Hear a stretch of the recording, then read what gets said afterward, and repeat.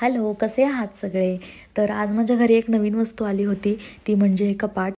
कारण माझं जे स्किन केअरचं सामान आहे ना, तर घरात कोणी एंटर केलं म्हणजे बेडरूममध्ये कोणी एंटर केलं ना, की लगेच समोरच दिसून यायचं आणि ते काही चांगलं वाटत नव्हतं. तुमच्यापैकी बऱ्याच जणांनी मला कमेंट्स केल्या होत्या, मेसेजेस केले होते, की एखादं चेस्ट ऑफ ड्रॉवर घेऊन टाक किंवा ड्रेसिंग टेबल वगैरे असं काहीतरी घेऊन टाक. पण मला तो घ्यायचाच होता आणि त्यामुळे मी काही दिवसांपूर्वी बुक करून आले होते. सो ते डिलिव्हरी मला आज मिळाली होती. जसा त्यांनी मला कॉल केला, की आम्ही आज येतोय, त्यामुळे मग मी काय केलं, सगळं सामान काढायला घेतलं आणि खूप म्हणजे पसारा वाटत होता. हे जे मेकअपचं सामान आहे माझं, मेकअपचं नाही म्हणता येणार, मेकअपचं सामान माझ्याकडे खूप कमी आहे. पण हे जे स्किन केअरचं सामान आहे ना, ते सगळं मी आवरायला घेतलं. त्यानंतर मग असं हे कपाट इतकं सुंदर वाटत होतं. तुम्ही बघू शकता, म्हणजे खूप मला आवडलं. पण प्रॉब्लेम असा झाला, की जे ड्रेसिंग टेबल आहे ना, त्याची बॉर्डर तुम्हाला दिसतच असेल, ती होती व्हाईट कलरमध्ये आणि बाकी पूर्ण कपाटाची बॉर्डर होती ब्लॅक कलरमध्ये. आधी मी ड्रेसिंग टेबल घेणार नव्हते, पण नंतर मग मी त्यांना अर्जंट सांगितलं की द्या म्हणून. आणि ना त्यांनी पाहिलं की ड्रेसिंग टेबलची बॉर्डर व्हाईट आहे आणि माझ्याही लक्षात आलं नाही. पण त्या दादांना मी नंतर कॉल केला पाहिल्यानंतर, कारण हा अजिबात एक सेट वाटत नव्हता, हे वेगळं वेगळं दिसत होतं. त्यामुळे मग मी त्यांना कॉल केला, फोटोज पाठवले आणि सांगितलं की दादा हे वेगळं दिसतंय, त्यामुळे मला हे बदलून द्या. सो लकीली ते लकीली म्हणजे त्यांचंही काम होतंच ॲक्च्युली ते बघायचं की आपण कुठलं प्रोडक्ट पाठवतो. जर त्यांनी मला दुसऱ्या पेअरचं पाठवलं तर त्यांना लक्षात असायला पाहिजे होतं की हे असं आहे. आणि मी नंतर म्हणजे ते डायरेक्ट घरी आल्यानंतर मी पाहिलं, मी गेलेले नव्हते तिकडे, त्यामुळे त्यांनी मग मला सांगितलं की मी बदलून देतो.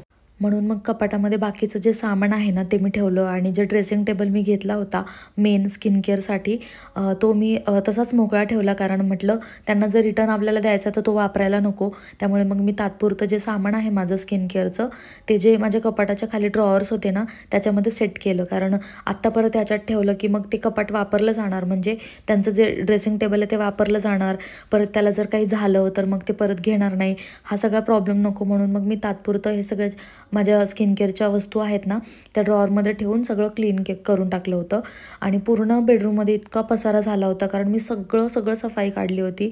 सगळे कपडे फोल्ड करून मी असे कपाटात लावले होते. सगळं म्हणजे घरातलं सगळ्याच वस्तू मला क्लीन करायच्या होत्या. त्यानंतर कपाट छान सजवलं आणि खूप भारी वाटत होतं. मस्त कपाटामध्ये कपडे ठेवले होते बघा अशा प्रकारे, म्हणजे ऑर्गनाईज केलं होतं मी सगळं आणि माझा पूर्ण दिवस याच्यामध्ये गेला होता. मग संध्याकाळी मी आणि आई साडी आणायला गेलो होतो आणि तिकडून मग घरी आल्यानंतर मग मी थोडंसं म्हणजे जेवण मी बाहेरूनच मागवलं. कारण खरं तर खूप दिवसानंतर मी जेवण बाहेरून मागवलं होतं. पण कारण खरं उशीर झाला होता आणि मग कसं होतं, उशीर झाला की आपल्याला वेळ मिळत नाही, भूक लागलेली असते. सो मी खूप दिवसानंतर बाहेरून जेवण मागवलं, जेवण वगैरे केलं आणि त्यानंतर मग स्किन केअर करून घेतलं. तर बऱ्याच जणांनी मला विचारलं होतं की स्किन केअर म्हणजे तू कुठल्या डॉक्टरकडे गेली होतीस वगैरे. तर मी त्यांच्यासोबतचा जो व्हिडिओ आहे कोलॅबरेशनमधला, तो मी टाकलेला आहे माझ्या इन्स्टा आय डीवर. तर तो तुम्ही चेक करू शकता. विदिन 10 to 15 डेज मला इतका छान रिझल्ट आलेला आहे आणि खरंच खूप खूप जास्त रिझल्ट यांनी मला दिला आहे. आणि तुम्ही नक्की त्यांना व्हिजिट करू शकता तेव्हा, म्हणजे ते तिकडे जाऊन, ते संभाजीनगरला आहेत आणि त्यांची आय डी वगैरे सगळं मेन्शन केलेलं आहे, मोबाईल नंबरसुद्धा मेन्शन केलेला आहे. तर ज्यांना त्या डॉक्टरांकडे व्हिजिट करायचं आहे ना, तर त्यांनी तो माझा व्हिडिओ चेक करा आणि तुम्ही त्यांना व्हिजिट करू शकता. सो बाकी माझं स्किन केअर वगैरे करून झाल्यानंतर मग कपडे पण वॉश केले होते काही, सो ते पण वाळत टाकायचे होते. आणि खरंच मी इतकी वेडी आहे, मी सगळं शूट करताना म्हणजे सगळं शूट केलं आणि कॅमेरा मी ऑनच केला नाही. त्यामुळे मग बाकीच्या ज्या क्लिप्स होत्या ना, त्या आल्याच नाहीत आणि माझा पूर्ण प्रॉब्लेम होऊन गेला आज. तर काय करू आता, म्हणजे माझं खूप मी लक्ष देते आहे आणि काही काही वेळा असं होतं की खूप आज दिवसभर ते एवढं काम केलं की माझं डोकं अजिबात चालत नव्हतं. म्हणजे कपडे काढतानाचा व्हिडिओ मी बनवला, त्यानंतर कपडे वाळत टाकतानाचा व्हिडिओ मी म्हणजे शूट केला होता म्हणजे माझ्याकडून बटनच ऑन करायचं विसरले. त्यानंतर बाकीचं मी बेडशीट्स वगैरे सगळं लावतानाचा व्हिडिओ केला होता.